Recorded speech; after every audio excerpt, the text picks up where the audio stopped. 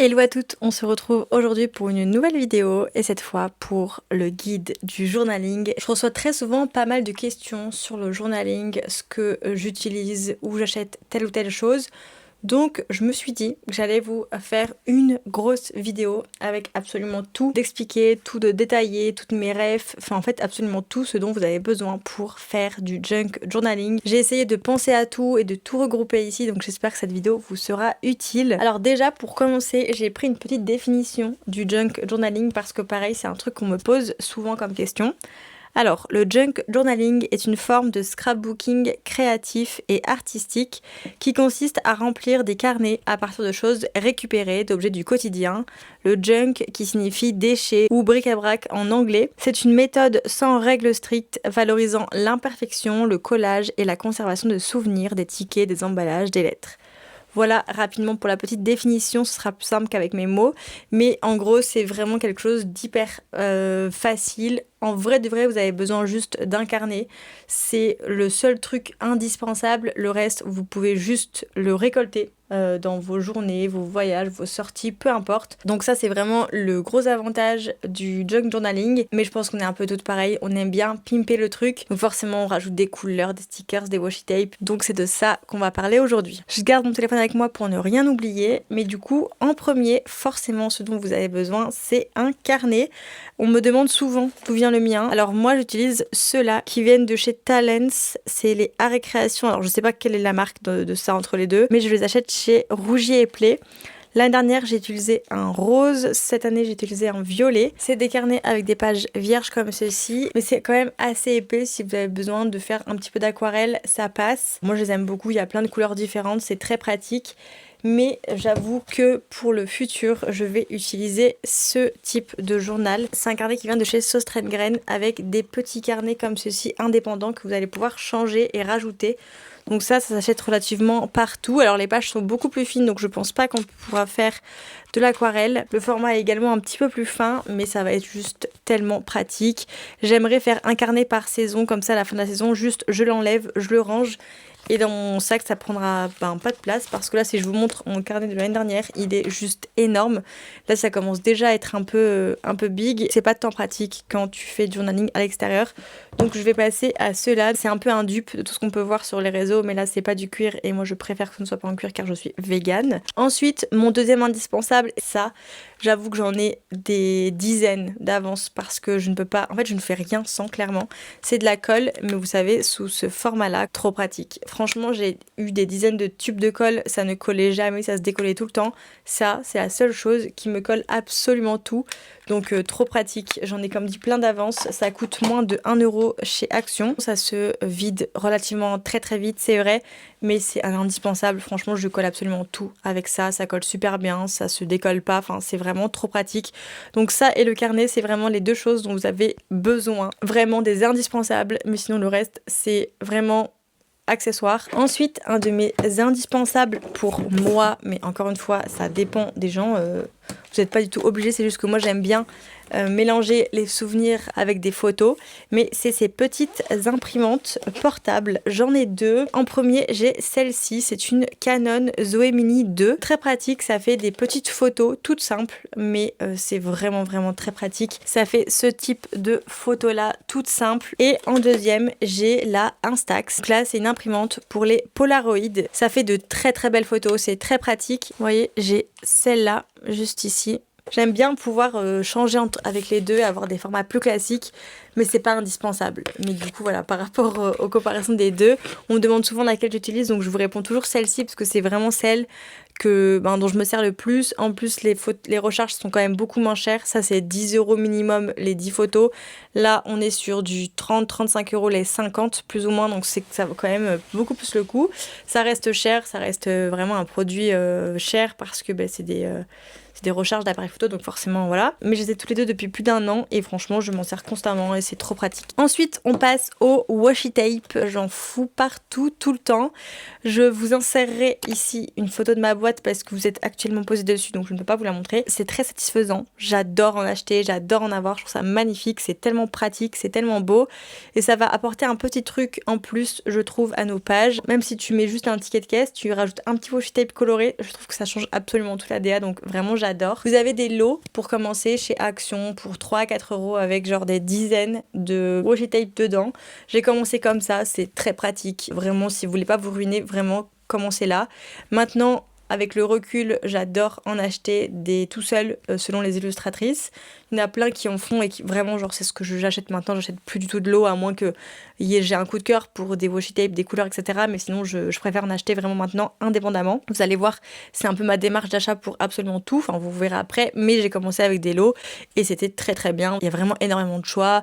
Il y a toutes les couleurs pour tous les budgets. C'est vraiment trop cool. Mais je pense que c'est quand même un petit indispensable si tu veux un peu pimper tes pages. On va passer aux stickers. J'ai une petite boîte comme ceci qui est dans mon casier avec pas mal de stickers. Encore une fois, j'ai commencé avec des planches de chez Action à genre 2-3 euros, vraiment pas cher. Récemment, ils ont fait des cahiers comme ceci, des carnets de stickers vraiment très beaux, quali et pratiques.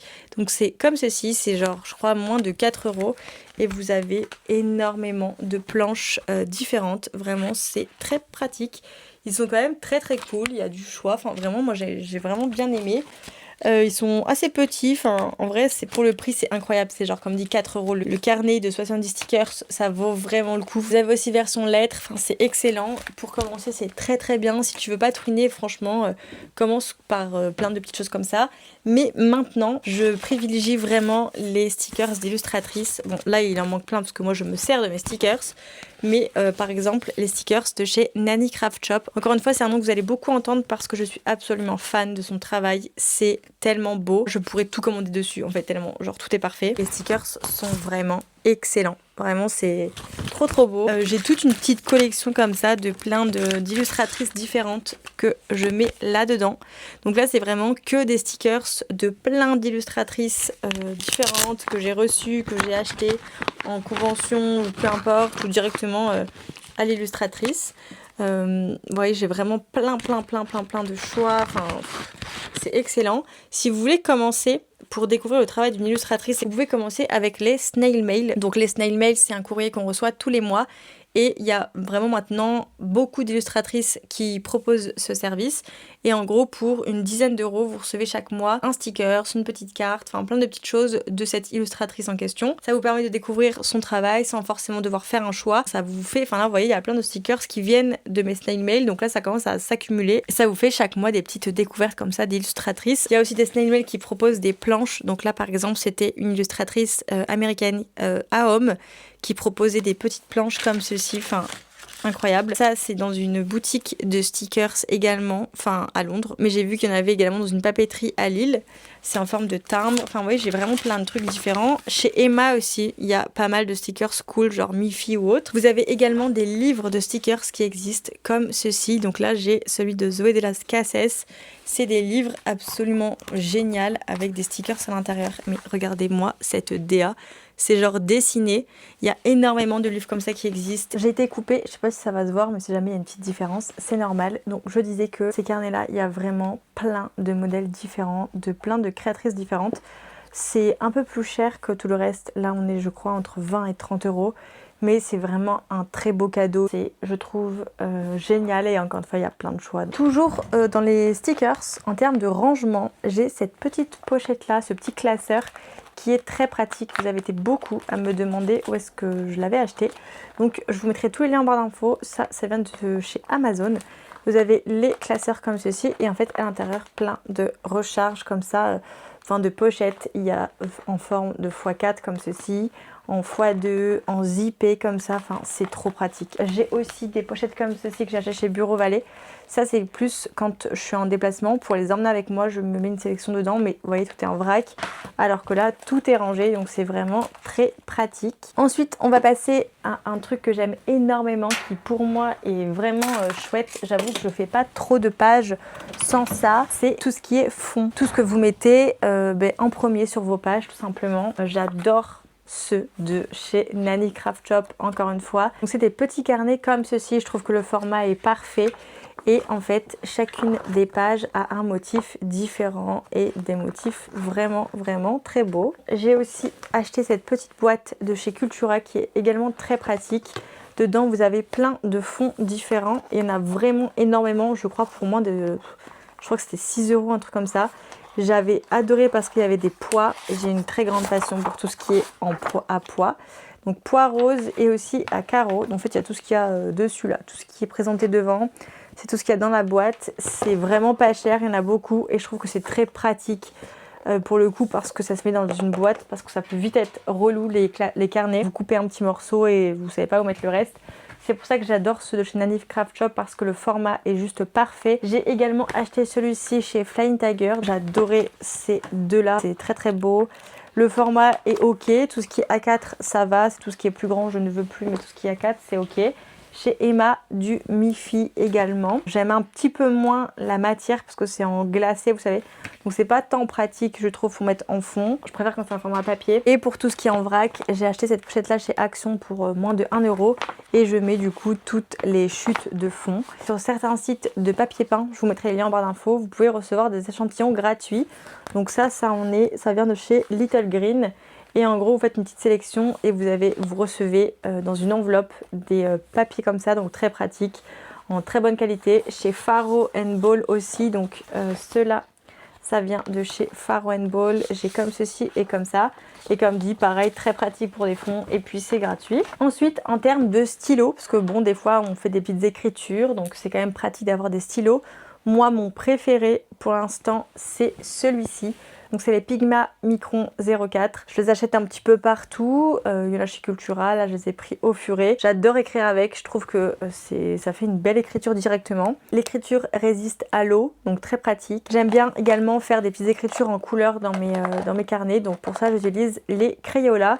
C'est vraiment pas cher et vous avez plein de couleurs différentes. Petit bémol, je trouve qu'ils sèchent hyper vite. Il y a des pastels et des couleurs classiques, mais vraiment ça coûte une dizaine d'euros, c'est vraiment pas cher. Je trouve que la mine est vraiment pratique pour faire des petites écritures ou des petits dessins, peu importe. Voilà pour mes indispensables pour le journaling dans les grandes lignes. Par rapport au magasin, j'avais envie de vous conseiller quelques petites adresses pour commencer pas très cher. Donc forcément en premier, Action, c'est le repère de tout ce qui est activité créative, activité manuelle en vraiment pas cher. Si tu veux commencer pour voir Action, c'est vraiment là moi que j'ai commencé également pour savoir si ça va te plaire et pour pas te dépenser non plus des centaines d'euros dans un truc que tu sais pas si tu vas aimer ou non. Donc Action. Un petit paradis aussi, c'est Teddy. Si vous en avez un vers chez vous, vraiment foncez parce qu'il y a des stickers incroyables. Tous mes stickers étoiles viennent de chez Teddy. C'est des planches à 50 centimes. Vous avez beaucoup de choix et vraiment c'est le seul endroit où j'ai trouvé des planches comme ça d'étoiles aussi cool. Plein de couleurs différentes et tout, enfin vraiment trop pratique et vraiment pas cher. Vous avez également tout ce qui est du coup Emma et Flying Tiger, ça dépend un peu des arrivages. Des fois il y a des trucs super cool, là en ce moment je trouve pas tant de choses que ça. Mais il faut quand même toujours aller jeter un petit coup d'œil. Il y a également Sauce Reine Graine. Alors ça dépend un peu des endroits. Je reviens de Londres et à Londres j'ai acheté pas mal de choses.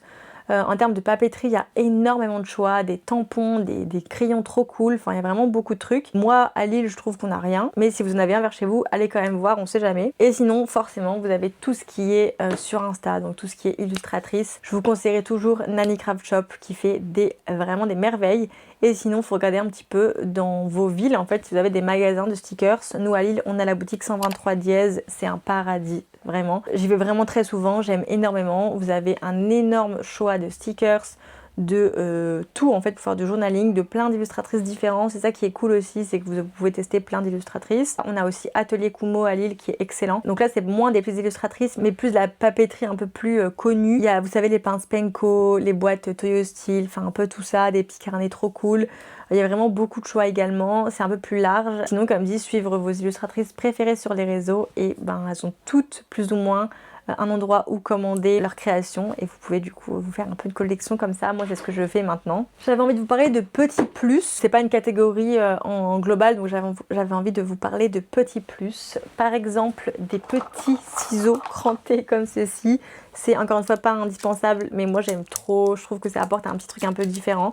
Donc ceux-là ils viennent de chez Teddy pour je crois 50 centimes pièce, vraiment pas cher du tout.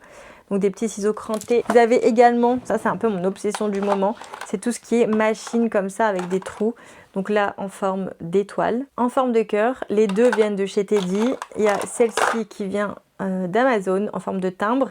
Mais en fait je trouve le trou un peu trop petit, donc je sais pas encore trop ce que je vais en faire. Celle-ci en forme de flocon de neige, alors ça je l'ai eu dans le calendrier de l'Avent Legami. Mais là j'ai que envie d'en avoir de plein de formes différentes, donc je pense que ce sera un de mes prochains achats. C'est pas indispensable, mais je trouve ça trop cool en fait dans vos pages de journaling d'avoir des petits éléments comme ça. Vous avez également tout ce qui est tampons, donc moi il y a ceux de chez Sauce Train que j'adore. C'est des petits tampons comme ceci, donc là par exemple on a une coccinelle, hop. Et vous voyez, c'est directement, l'encre est directement avec la forme, c'est trop pratique. Tous les petits pots se détachent en plus, enfin je les aime trop. Donc si jamais vous voulez, c'est chez Sauce Train. Vous avez également des petits rubans. Vous devez sûrement les voir dans plein de magasins. C'est, vous savez, les rouleaux comme ceci de tissu. J'en ai plusieurs, j'adore aussi, pareil, en coller dans mes pages. Vous coupez un petit bout, ça apporte un petit truc en plus, ça fait un petit jeu de texture en plus, enfin j'aime trop, je trouve ça trop cool. Pour terminer, je vais vous parler d'inspiration parce que c'est ce qu'on me pose souvent comme question. Pour vous inspirer, donc soit vous regardez vos influenceuses préférées sur les réseaux qui font du contenu craft, ou alors Pinterest qui est vraiment un nid d'inspiration, ou alors également des personnes inspirantes qui ont créé des livres sur le junk journaling. Martina Calvi, la reine du journaling finalement, qui propose des petites inspirations. Donc là c'est 1 an de junk journaling avec 52 idées, donc c'est trop chouette. Donc là, elle va proposer des petites idées pour faire des pages, etc. Elle te dit ce que tu dois collecter, elle te dit un petit peu la réflexion du truc et elle te propose une façon de créer du coup ta page. C'est trop chouette, vraiment, c'est... Enfin, si t'es en manque d'idées, vraiment, ce livre est génial. Il y en a 2 pour l'instant, moi j'ai que celui-ci. Il y a un nouveau livre qui arrive également, que j'ai précommandé d'une artiste, enfin d'une créatrice de contenu que j'aime énormément. Je rêve d'avoir ses carnets de stickers également, mais c'est toujours sold out. Mais du coup je vous le mettrai juste ici, c'est sur le junk journaling également, donc trop cool, j'ai trop hâte de le découvrir, ça a l'air trop beau visuellement. Et sinon forcément les réseaux sociaux sont vos amis en termes d'inspiration. Il y a pas mal de gens, dont moi, qui présentent un petit peu nos pages, etc. Donc si jamais t'as pas d'inspiration, pour commencer t'as un petit peu ces bases là, sachant que moi quand j'ai commencé, j'ai clairement commencé avec Pinterest pour un peu me faire la main. Comme pour les coloriages, c'est très rare que je le fasse comme ça sans inspiration. Les coloriages, c'est un peu encore stressant pour moi, donc sur Pinterest, je mets mon colo et je recopie clairement les couleurs. Ça m'aide un peu à en faire sans stresser, on va dire, parce que c'est pas le but. Et pour le journaling, c'est pareil au début, pour un peu prendre ce réflexe-là, tu peux t'inspirer de tout ce qui est sur Pinterest, sachant qu'encore une fois, il n'y a pas de règles, c'est juste tes souvenirs. Moi, vraiment, mon fonctionnement, c'est ça, c'est un jour, une page. Pas tous les jours, c'est vraiment quand j'ai des choses à raconter. Par exemple, vous voyez, le 6 février, j'ai fait une page comme ceci, sachant que de base, je faisais 2 pages pour un jour, mais c'était trop, donc j'ai préféré faire comme ça cette année, j'aime beaucoup. Donc là, le 6 février, j'ai récolté un ticket de caisse, j'ai imprimé mes photos, j'ai découpé quelque chose d'une boîte Pop Mart, je l'ai collé. Le 7 février, justement la boutique dont je vous parlais, 123 dièse, j'y suis allée faire un petit tour. J'ai gardé son flyer, je l'ai découpé, des petits stickers que je venais d'acheter. On est passé dans un petit café que j'adore, Nuts, qui fait des pâtisseries vegan. On allait prendre notre petit matcha là-bas, vous voyez, enfin du coup j'ai genre collé la carte. Donc moi c'est vraiment une page, un souvenir. Bon là pour Londres, j'ai fait une double page pour chaque jour parce que on a eu des événements marquants. Et des fois ça m'arrive de faire une page créative comme ceci. Donc c'est pas un jour en particulier, j'avais juste envie de faire une petite page créative. J'ai mis ici les petits rubans dont je vous parlais et ensuite on repart sur un jour, un souvenir. Et donc là avec le 7 mars, le 9 mars, c'est des petites fleurs que mon copain avait ramassées, donc je les collées. Moi c'est vraiment ma façon de faire, je mets mes souvenirs à plat selon les jours. Et voilà, et après ça te fait un carnet trop cool à regarder, tu revis en fait ton année, donc c'est trop bien. Il va absolument pas me durer toute l'année celui-là pour une fois, mais tant mieux, comme ça je pourrais enfin passer à mon nouveau journal que ma petite soeur m'a offert. J'ai qu'une envie, c'est l'utiliser, mais j'ai pas envie de bâcler celui-là, donc d'abord je le termine. Voilà pour mon guide pour le junk journaling, j'espère que vous allez avoir toutes les réponses à vos questions. Si vous avez d'autres questions, n'hésitez pas à me les poser en commentaire, j'y répondrai avec plaisir. Mais je pense que là vous avez vraiment toutes mes refs, tous mes indispensables et tout ce qu'il vous faut pour vous lancer, et bien plus même. J'espère que cette vidéo vous aura plu, je vous souhaite de passer une excellente semaine, je vous souhaite plein de créativité et de choses cool à faire, et surtout prenez bien soin de vous.